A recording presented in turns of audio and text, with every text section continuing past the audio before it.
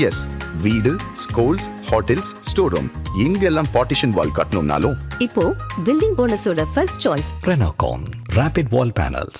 ஆஹா, no compromise. உங்க சைடுலயும் எங்க சைடுலயும். It's a GT promise. GT Holidays, South India's #1 travel brand. காதல் சினிமையில் அனைவருக்கும் ஒரு பெரிய வணக்கம். இன்னைக்கு நம்ம கூட இளைஞர்களை கையில கட்டி போட்டு குட்டி நயன்தாராவா வளம் வந்துகிட்டு இருக்க பிரகதீஸ்வரி தான் நம்ம கூட இணைஞ்சிருக்காங்க. மேடம் வணக்கம். ரொம்ப அழகா இருக்கீங்க. இந்த டெக்கரேஷனுக்கு முதல்ல பெரிய வாழ்த்துக்கள். நான் நிறைய கேள்விகள் வச்சிருக்கேன். நான் எங்கிருந்து தொடங்குறேன்னா, யார் இந்த பிரகதீஸ்வரி, எங்க பிறந்தீங்க, எப்படி இந்த உலகத்துக்குள்ள வந்தீங்க, உங்களை பத்தி அறிமுகம்? நான் பிறந்த ஊரு புதுக்கோட்டை. எனக்கு சித்தி, அம்மா, எல்லாரும் அண்ணா எல்லாருமே ஒரே வீட்டு ஒரே ஃபேமிலி தான். எனக்கு நாடகம் தான் ஃபர்ஸ்ட்ல என்னன்னு தெரியாது. எங்க சித்தி அம்மான்னு தான் சொல்லுவேன், சித்திங்கிறத அம்மா தான் அதிகமா சொல்லுவேன். அவங்கதான் கொண்டுட்டு வந்து இதுல விட்டது. அப்பெல்லாம் என்னன்னு தெரியாது. என்னை அறிமுகப்படுத்தி எனக்கு எல்லாருக்கும் தெரியப்படுத்துறது எம்கேஆர் ராதாகிருஷ்ணன். அவர் தான் எங்க மாமா. அக்கா மகன் சொல்லுவாங்க, நான் மாமான்னு தான் சொல்லுவேன். எனக்கு அறிமுகப்படுத்தி எனக்கு தெரிய வச்சதுன்னா அவர் ஒரு ஆள் தான். எந்த வயசுல உள்ள வரீங்க? 14 வயசுல. 14 வயசுல நாடகத்துக்கு வந்துட்டீங்களா? ஓகே. இப்போ வரைக்கும் எத்தனை வருஷம் ஆகுது உள்ள? 21 வயசு ஆகுது. கிட்டத்தட்ட 7 வருஷம். எப்படி இருக்கு இந்த உலகம்? எப்படி இருக்கு? எப்படி நீங்க கத்துக்கிட்டீங்க ஒவ்வொரு விஷயங்களா இருக்கட்டும்? போக போக அப்படியே ஆரம்பத்துல எப்படி இருந்தது? முதல் மேடை ஞாபகம் இருக்கா? ஆமா, ரொம்ப கஷ்டப்பட்டேன். ஒரு மாதிரி அழுதேன், மேடையிலே அழுதேன். எனக்கு தெரியாது. அப்ப நான் கூட்டிட்டு போய் திடீர்னு விட்ட மாதிரி ஒரு மாதிரி இருந்துச்சு. அப்புறம் போக போக பழகிடுச்சு. அப்புறம் நாடகத்துக்குலாம் வேணான்னு சொல்லி நான் தான் இல்ல நான் வருவேன் அப்படின்னு சொல்லி கம்பல் பண்ணி நான் வந்தேன். ஓகே. என்ன சூழல் நீங்க நாடகத்துக்கு வரணும்? வீட்டுல ரொம்ப கஷ்டம். அம்மா மட்டும்தான், சித்தி அவங்க மட்டும்தான் சம்பாரிச்சிட்டு இருந்தாங்க. ஒரே பொண்ணு. அண்ணா ஒருத்தவங்க இருக்காங்க. அண்ணா அவ்வளவா வேலைக்கு போகல. அதுக்கப்புறம் இப்பதான் அண்ணா வேலைக்கு போக ஆரம்பிச்சிட்டாங்க. சித்தி மட்டும்தான் எங்களுக்கு அப்பையில இருந்து பாத்துட்டது அவங்க ஒரு ஆள் தான். அவங்களுக்கு அடுத்து நான் இப்ப பாத்துட்டு இருக்கேன். ஓகே. நீங்க உள்ள வரும்பொழுது என்னென்ன கஷ்டங்கள், பிரகதீஸ்வரி சந்திச்ச விஷயங்கள்? ரொம்ப ரொம்ப கஷ்டப்பட்டேன் நான்.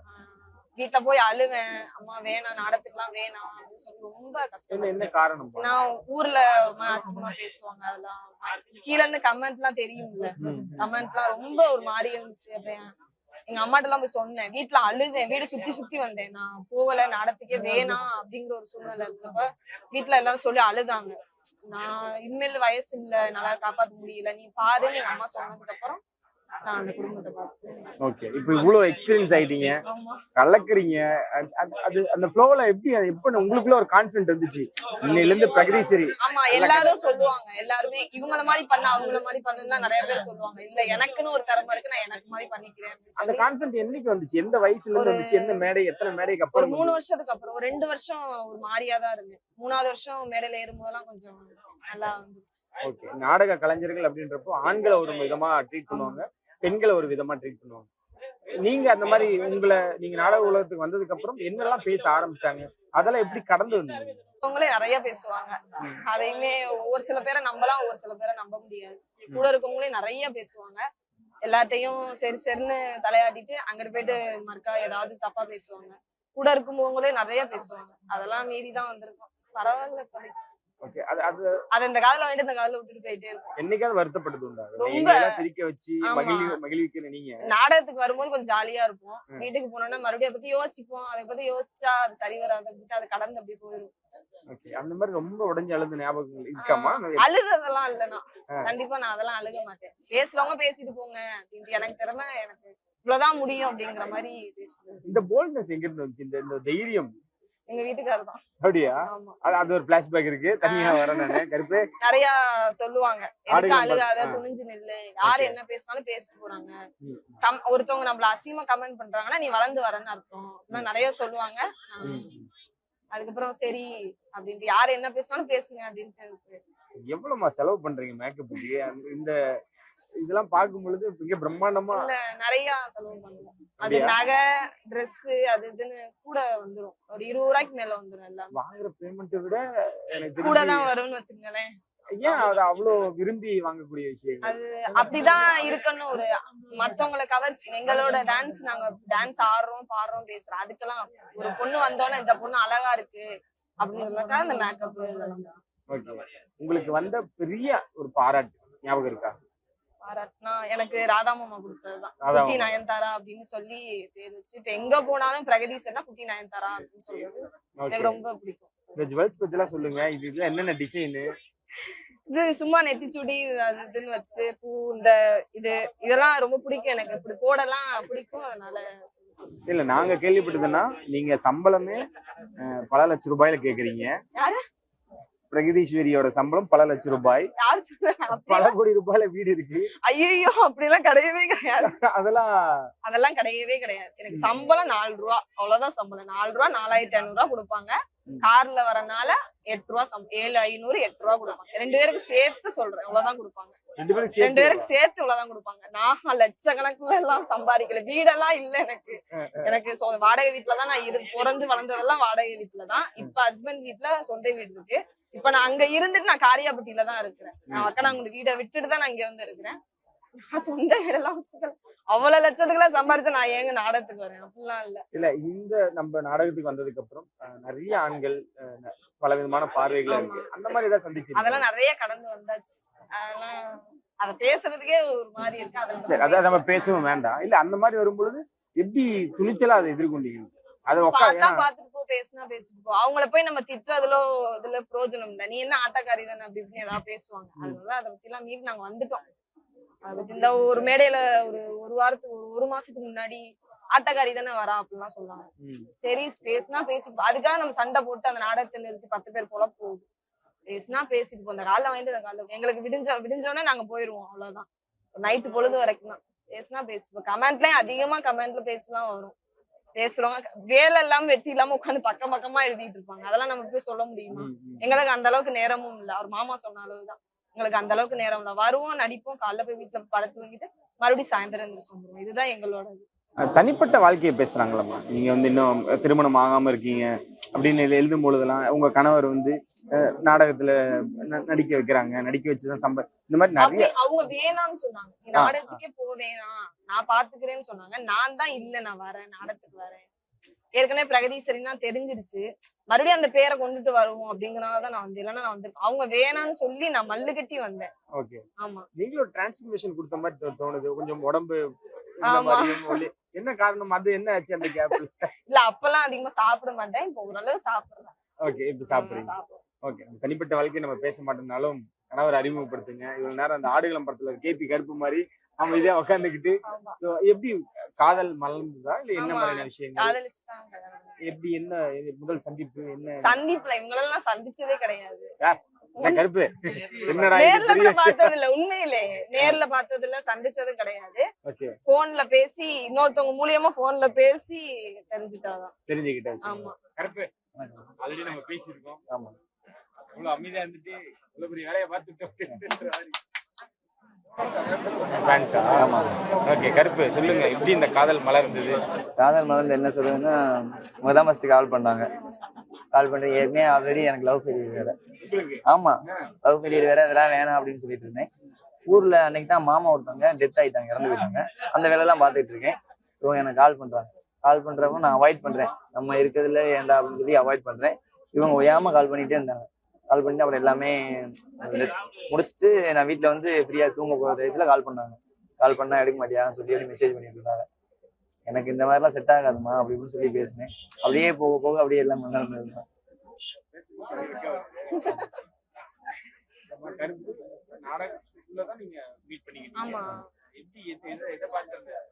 எங்களை ஆரம்பத்துல இருந்தே எனக்கு ரொம்ப பிடிக்கும். நானும் லவ் ஃபெயிலியர். ஆமா, ஃபர்ஸ்ட் லவ் உண்டு, செகண்ட் லவ். ஆமா, அதெல்லாம் தெரியல. எனக்கு தெரியல. ஒன் சைட்ல நிறைய பேர் இருந்திருப்பாங்க. அதெல்லாம் நிறைய பண்ணிருக்காங்க.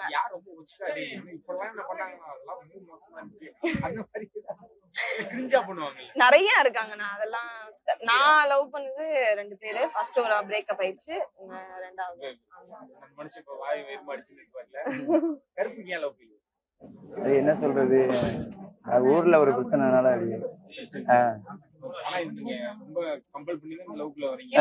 அப்புறம் பேசினாங்க. ரொம்ப ஃப்ரெண்டா தான் பேசணும். ஃபர்ஸ்ட்ல எல்லாம் ஃப்ரெண்டா தான் பேசணும். நல்லா பேசிட்டு இருந்தோம். அப்புறம் போக போக அப்படியே கொஞ்சம். எனக்கு என்ன சந்தேகம், நாடகத்துக்குள்ளே இருக்கும் பேசக்கூடிய வசனங்களா இருக்கட்டும், கூட நடிக்கக்கூடிய சக நடிகர்களா இருக்கட்டும், அப்படின்றப்போ அது எப்படி நீங்க அதே நாடகத்துல இருக்கீங்க, முகம் சுளிக்காம நீங்க உங்க அனுமதியோட எப்படி? அது நாடகம்னு வந்து தொழில் தானே நம்மளுக்கு. ஹஸ்பண்ட் அண்ட் ஒய்ஃப்னா அது வீட்டோட, நான் அப்படிதான் சொல்லி தான் கூட்டு வருவேன். அது வீட்டோட சரி, ஹஸ்பண்ட் அண்ட் ஒய்ஃப்னா அதோட சரி. நாடகத்துக்கு வந்துட்டுனா நீ டான்ஸரு, நான் ஹார்மோனிஸ்ட், அவ்வளவுதான். வேற எதுவுமே பார்க்கக்கூடாது. ஹஸ்பண்ட் அண்ட் ஒய்ஃப்னா கூட பார்க்கக்கூடாது. ஆனா சொல்லியிருக்காங்களா இந்த மாதிரி நீங்க எனக்கே நீங்க வந்து எனக்கு இந்த ரிவீல் ஆயிருக்கு, ஆனா நிறைய பேர் உங்ககிட்டயே சொல்லியிருக்காங்க. நிறைய பேர் கமெண்ட் எல்லாம் பண்ணுவாங்க, புருஷன் முன்னாடி நடிக்கிறாங்க, அது எப்படி ஒன்னாலும் நடிக்கிறாங்க அப்படின்னு சொல்லியிருப்பாங்க. அவங்களுக்குமே நிறைய பேர் ரிப்ளை பண்ணியிருப்பாங்க, இந்த மாதிரி ஹஸ்பண்ட் அண்ட் ஒய்ஃப்னா அது நாடகம் தான்ப்பா, மிச்சபடி என்ன இருக்கு, அதனால ஒண்ணுமே இல்லை, அவங்க தொழில் பாக்குறாங்க அப்படின்னு நிறைய கமெண்ட் பண்ணிருக்காங்க. அதெல்லாம் பார்த்து சந்தோஷப்பட்டிருக்காங்க. ஆரம்பத்துல மேரேஜ் பண்ண புதுசுல பாப்பா அப்படினால, பாப்பா சின்ன பிள்ளையா இருந்ததுனால அப்ப போக வேணாம்னு சொல்லியிருந்தேன். இடையில ஒரு வருஷம் வரல, அப்புறம் மறுபடியும் இந்த வருஷம் மறுபடியும் அண்ணன் எம்கேஆர் அண்ணன் கூட நாடகத்துக்கு வரணும்னு ஆசைப்பட்டுச்சு. அவங்க வேணான்னு சொல்லி நான் தான் இல்ல நான் வருவேன் அப்படின்னு சொல்லி வந்தேன். யார் லவ் ப்ரப்போஸ் நீங்க எப்படி பண்ணுவீங்க? ப்ரப்போஸ்லாம் இன்ன வரைக்கும் பண்ணதே அப்படிலாம் லவ் யூ அப்படிலாம் எதுவுமே சொன்னதே இல்ல.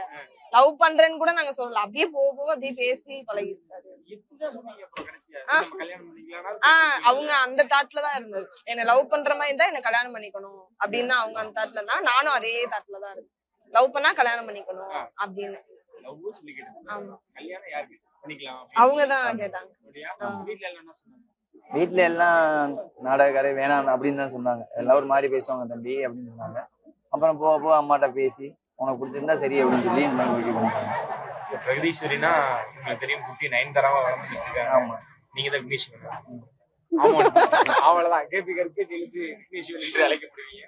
நிறைய விஷயங்கள் நம்ம பேசுவோம், ரொம்ப சந்தோஷமா இருக்கு. ஒரே ஃபேமிலியா இந்த சண்டை சச்சரவு இல்லாம, அதாவது உங்களுக்குள்ள ஒரு சண்டைகள் வந்து அன்பால அந்த மாதிரியான விஷயங்கள் வரும். ஆனா ஒரு நாடகத்தால இல்லாம ரெண்டு பேரும் இவ்வளவு அந்யூன்யமா இருக்கிறது பார்க்கும்போது எனக்கே ரொம்ப பொறாமையா இருக்கு. ரொம்ப நன்றி, வாழ்த்துக்கள். உங்க பிசினஸ் கரியர்ல எனக்கு டைம் கொடுத்ததுக்கு ரொம்ப நன்றி. பயங்கரமா ரெடி ஆயிட்டீங்க. ஆமா, எல்லாருக்குமே இந்த மேக்கப் திங்ஸ் அப்படின்னு காஸ்டியூம் நம்ம ஆல்ரெடி வீட்டுக்குலாம் வந்து பார்க்கும்பொழுது நம்ம காஸ்டியூம்லாம் நிறைய விஷயங்கள் பார்த்தோம். இங்க இருக்கக்கூடிய தம்பிகளுக்கு எப்படி அந்த மாதிரியான விஷயங்கள் வசதிகள் எப்படி ஏற்படுத்தி கொடுக்குறீங்க? இல்ல அவங்கவுங்க சீனுக்கு அவங்கவுங்க தயாராயிருவாங்க, அவங்கவுங்க தனித்தனி காஸ்டியூம் வச்சிருப்பாங்க, அவ்வளவுதான்.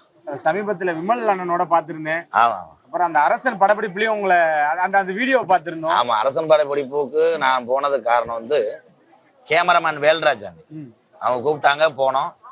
அதுக்கப்புறம் அந்த படத்துல சொல்லியிருக்காங்க அரசன்ல விமலண்ணே வந்து அந்த அண்ணன் வந்து பண்ணாங்கும்புனா தீவிர ஒரு நாடக ரசிகன். யாரு? விமலண்ணே. நாடகம்னா தீவிரமா பார்ப்பாங்க எங்க அண்ணன் விமலண்ணே. அதே மாதிரி பாலாசரவனே, சிங்கம்புலி அண்ணே, கருணாஸ் அண்ணே, நிறைய சொல்லிட்டே போகலாம். இப்ப சினிமாவெல்லாம் உள்ளவங்க எல்லாம் இங்க இருந்து போனவங்க தானே. இந்த தென் மாவட்டத்துல உள்ள சினிமா நடிகர்களுக்கு வந்து நாடக கலை மேல ஒரு பற்று உண்டு, பாப்பாங்க, ரசிப்பாங்க. திரையிலையும் உங்களை பார்த்து அவ்வளவு வரவேற்பு இருந்தது. ஆமா, மீண்டும் நாங்க எப்படி என்னென்ன எதிர்பார்க்கலாம், என்னென்ன ப்ராஜெக்ட்? 2026 வந்து மறுபடியும் சினிமால வருவேன். ஆமா, சினிமாவில் நடிச்சாலும் இந்த நாடக கலையை விட்டு போக மாட்டேன். நிறைய வார்த்தைகளை உருவாக்குறீங்களா? ஆமா, சின்ன சின்ன விஷயங்கள் தான். ஆமா, இந்த தம்பி எல்லாம் அதான் ஏதாவது ஒண்ணு நம்ம சொல்லிடுவோம் நகைச்சுவைக்காக, அவங்கள்ட்ட போய் சேர்ந்துட்டேன், அவ்வளவுதான். இப்போ இவங்க காலத்துக்கு என்னை மறக்க மாட்டாங்க இந்த வாண்டுகள்லாம். எம்கேஆர்னு சொல்லி அப்படியே இப்பயுமே அவங்க எல்லாமே சொல்றது எம்கேஆர் பயலுகடா, கொடூரமா எம்கேஆர் பயலுக. அப்பொண்ணு இப்பொண்ணு கப்ளிங் ஹவுஸ்னா என்ன, இந்த கிண்ணானா என்ன, அது அதெல்லாம் இல்ல அது டவுல் மீனிங் அப்படின்னு சொல்றோம், அது இல்லாம அது சொன்னதுதான் அதெல்லாம். டைமிங்ல உருவானது. அதுக்கு எப்படி வரவேற்பு இருக்குன்றீங்க? ஏன்னா பெரியவங்கல இருந்து குழந்தைகள் இருந்து எல்லாரும் ரசிக்கிறாங்க. சோ நீங்க நாகரிகம் கருதி சில விஷயங்களை நீங்களே சென்சார் இது. ஆமா, சென்சார் நம்ம அதை மறைக்கிறது, ஆபாசமான வார்த்தைகளை மறைச்சு பேசுறதுதான் என்னுடைய இது. அதான் அது எப்படி ஒர்க் அவுட் ஆகுதுன்னு நினைக்கிறீங்க? அதுக்கு ஏதாவது நீங்க போய் சேர்ந்துருது, பாமர மக்கள்கிட்ட சேர்ந்துருது. இப்ப பாத்துக்கிட்டீங்கன்னா சமீபத்துல வெளியாச்சுல தாய்க்கிழவில ராதிகா மேடம் ஒரு டைலாக் பேசியிருப்பாங்க, வேண்டா தூமிய குடிக்கலாம். அது பாருங்க, அது பெரிய கெட்ட வார்த்தை. அப்ப சினிமால அங்க போகும்போதே அது சென்சார் ஆகல. நம்ம பாமர மக்களுக்கு அந்த மாதிரி சொல்லாம வேற மாதிரி சொல்றோம், அவ்வளவுதான். இது கெட்ட வார்த்தையெல்லாம் கிடைக்கல. தமிழ்ல அப்படி எடுத்துக்கிட்டீங்கன்னா நம்மளா உருவாக்கப்பட்டதுதான் ஒவ்வொரு வார்த்தையும் அசிங்க வார்த்தைன்றது. இரவு முழுதும் நீங்க ஓடுறீங்களே, அந்த ஓட்டம் எப்படி, அந்த ஓட்டத்துக்கு காரணம் என்ன, அந்த ஒரு எனர்ஜி பூஸ்ட்? ஆமா, ரொம்ப கஷ்டம். 21 வருஷம் நாடக உலகத்துல. இரவு ஆனா நாடக மேடை, பகலானா நம்ம அன்பாலயம் அங்கே ஓடிக்கிட்டு இருக்கோம். ரெண்டாவது பெரிய ஒரு தேடலை தேடிக்கிட்டு இருக்கோம். ஏன்னா அன்பாலயத்தில் உள்ள மக்கள் இவங்கெல்லாம் பார்க்கணும்னா நாடக இந்த வருமானமே போதுமானது இல்லை. சினிமால போய் நிறைய வருவாய் வந்துச்சுன்னா நிறைய ஏழை மக்களுக்கு உதவி செய்யலாம். என்னுடைய லட்சியமே அதான். அதான் இங்க இருக்கக்கூடிய பார்க்கும்போது நீங்க சொன்னீங்க தம்பி எனக்கு இந்த மாதிரியான விஷயங்கள்லாம் இன்னும் எங்களுக்கு மேம்படுத்தி கொடுக்கணும்டா அப்படின்னு. ஆமா தம்பிங்களோட அன்பை கண்டிப்பா மறுக்க முடியாது. ஆமா அது ஆனா அந்த ஒரு நீங்க சொன்ன மாதிரி அந்த ஒரு பிரைவசி அப்படின்ற ஒரு விஷயம் தான், அது எங்கேயோ ஒரு இடத்துல உங்களுக்கு இல்ல அப்படின்னு நம்மளுக்கு தோணுது. இதுக்கான அடுத்த கட்ட நடவடிக்கையா இல்ல அடுத்த கட்டத்துல இருந்து எங்களுக்கு இதை பண்ணி கொடுத்தா நல்லா இருக்கும் அப்படின்னு உங்களுக்கு உடனடியான விஷயம் இல்ல. இருக்கு? பெரும்பாலும் வந்து கிராமத்தார்கள் வந்து நடிகர்களுக்கு வந்து கொட்டாய்க்குள்ள வந்து பாதுகாப்பு கொடுக்கும். இந்த பாருங்க தம்பிகள்லாம் உள்ள வருவாங்க. என்னுடைய தம்பிகள் எங்க அண்ணன் வரும்போது நான் தடுக்க முடியாது. இங்க அப்படி ஒவ்வொருத்தவங்க வந்து செல்ஃபி எடுக்கிறோம் உங்களை பார்க்கன்ட்டு வரும்போது என்னுடைய அந்த மைண்ட் செட் மாறும். நான் அங்கே என்ன செய்ய போறேன் அப்படின்னு யோசிப்பேன். தம்பிகள் வரும்போது அவங்களோட மாறும்போது அது மறந்துடும். ரொம்ப கஷ்டம்தான் அது. நான் அன்புக்கு கட்டுப்படுறேன். அந்த அன்பே சில நேரம் ஆபத்தா மாறிடும். ஒரு சிலர் மது அருந்திட்டு வரும்போது அவங்களுடைய வார்த்தைகள் வேற மாதிரி இருக்கும். மது அருந்துறவங்க கூட எனக்கு முத்தம் கொடுக்கணும்னு சொல்லுவாங்க. அதெல்லாம் தவிர்க்க முடியாது. நிறைய உள்ள கஷ்டப்படுறேன். அதையும் நகைச்சுவை ஒண்ணு பண்ணுவீங்க. ஆமா அது நல்லா இருக்குண்ணே. தம்பி என்ன அடிச்சான்னு அப்படின்னு ஒண்ணு. ஆமா ஆமா. மேடைக்கு வெளியே போங்க, என் தம்பிகள் கூட எதனாச்சும் ஒரு வசனத்தை சொல்லி என்னை திசை திருப்ப பார்ப்பாங்க. என் தம்பிகள் தான். அப்ப அதையும் பேலன்ஸ் பண்ணி நடிக்கணும். ரொம்ப கஷ்டம். புதுசா ஆட்களை உருவாக்குறதுல கண்டிப்பா நீங்க வல்ல வராது, எந்த மாற்று கருத்துமே இல்லை. அந்த ஒரு பேருன்னு ஒண்ணு இருந்தது இல்லைன்னா இவர் வந்து யாரையுமே வளர விட மாட்டாங்க. எம்ஜிஆர் நம்ம சுத்தி இருந்த நெகட்டிவ் எல்லாம் உடைச்சு எங்க போனாலும் இப்ப பெண்கள் அவ்வளவு தூரம் நாங்க பேசிட்டு இருக்கும்போது அவங்க சொன்னாங்க எப்ப அண்ணன் வருவாரு அப்படின்ட்டு. சோ அந்த பேரை உடைக்கிறதுக்கு உங்களுக்கு கண்டிப்பா அதை நீங்க பெரும் பொருட்டை எடுத்துருக்க மாட்டீங்க. ஆனா இங்க இருக்கக்கூடியவங்க எல்லாம் வளரணும்னு நினைக்கக்கூடிய ஆர்வத்தை எப்படி பாக்குறீங்க? இல்ல ஒவ்வொரு கலைஞனும் வளர்ந்து வரணும். திறமை என்பது எல்லாத்தையும் இருக்கும். இப்போ நான் மட்டும் ஒரு ஆள் வந்தா ஜெயிக்க முடியாது. ஒரு 10 கலைஞர் வேணும். அப்ப அவங்களும் பெரிய லெவல்ல வரணும். இது என்னன்னா மக்கள் மத்தியில போய் ஒரு கலைஞன் போய் சேர்றது பெரிய விஷயம். ஆனா மக்கள் மத்தியில ஒரு கலைஞன் போய் சேர்ந்துட்டா அவனை அழிக்க நினைச்சாலும் யாரும் அழிக்க முடியாது. இதுதான் பெரிய விஷயம். இல்ல ஆனந்தா இருக்கட்டும், ஆனந்தல உரிமையா நீங்க சொல்றதா இருக்கட்டும், பேசுறதா இருக்கட்டும், இவங்ககிட்ட அந்த இது இருக்காங்க. ஏன்னா ஒரு ஈகோ அப்படின்ற ஒரு விஷயம்னால எவ்வளவு பெரிய இஷ்யூ நீங்க சந்திச்சீங்கன்னு தெரியும். அதுல இப்ப இருக்கக்கூடிய டீம்ல எப்படி இருக்கு? இல்ல டீமும் கிடையாது, ஒட்டுமொத்த கலையிலுமே இருக்கக்கூடிய போராமத்தன்மை இருக்கும். இப்ப எம்கேஆர்னு சொன்னாலே ஒரு தனி ஒரு மக்கள், ஒரு தனி ஒரு இடம் அப்படின்ற போது எல்லாத்துக்கும் சின்ன சின்ன போராமையில இருக்கு. வெளிப்படுத்த மாட்டாங்க. எல்லாரும் என்னை பத்தி பேசுவாங்க. நானும் யாரை பத்தி பேசுறதுக்கு எனக்கு நேரம் இல்லை. அவ்வளவு இன்னமும் வளர்ச்சி அப்படின்ற விஷயத்துல தடுக்கவும் அதை பொறாமப்படவும் ஆட்கள் இருக்கு. பொறாம இல்லாம இந்த உலகத்துல யாருமே இல்ல. எனக்கெல்லாம் நிறைய இருக்கும் பொறாம. எல்லாம் இருக்கும். எப்படி பேஸ் பண்றீங்க? பேஸ் பண்ணல. அது கேப்டன் விஜயகாந்த் ஐயா சொன்னது மாதிரி அதை நம்ம பார்த்துக்கிட்டே இருந்தோம்னா நம்ம முன்னேற முடியாது. எனக்கெல்லாம் விமர்சனங்கள் வரும், தவறான கமாண்ட்லாம் வரும். இந்த தவறான கமாண்ட் பண்றவங்க அத்தனை பேருமே நல்லவங்க தான். அவ்வளவுதான். அவங்களுக்கு அதுக்கான நேரம் இருக்கு. எனக்கு அவங்களை திட்டுற அளவுக்கு நேரம் இல்லை. அவங்க திட்டுறவங்க கூட நல்லவங்க தான். அப்படி போயிட்டே இருக்கும்.